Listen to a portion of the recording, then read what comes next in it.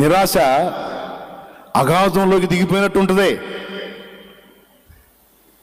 అయితే ఏం భయపడ నిమిత్తం లేదు. ఎవని మనసు నీ మీద పూర్ణముగా ఆనుకొనునో వాని పూర్ణ శాంతి గలవానిగా నువ్వు చేస్తావంటాడు. పూర్ణంగా ఆయన మీద ఆనుకొని ఇక భరోసా ఉంచేసాయి. ఒకవేళ ఇప్పటిదాకా అలా ఇలా ఉంటే మళ్ళీ చెప్తున్నా, ఇంకొదిలే. నా ప్రార్థన అంతా యోసేపు వాళ్ళ అమ్మ చేసినట్టు ఉంటుందయ్యా, మరియమ్మ చేసినట్టు ఉంటుంది, మోసే వాళ్ళమ్మ దావీదు వాళ్ళ అమ్మ చేసినట్టు ఉంటుంది.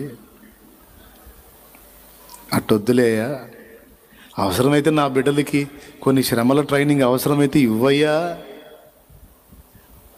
నా భర్తకు కొంచెం శ్రమల ట్రైనింగ్ అవసరమైతే ఇవ్వయ్యా, నాకు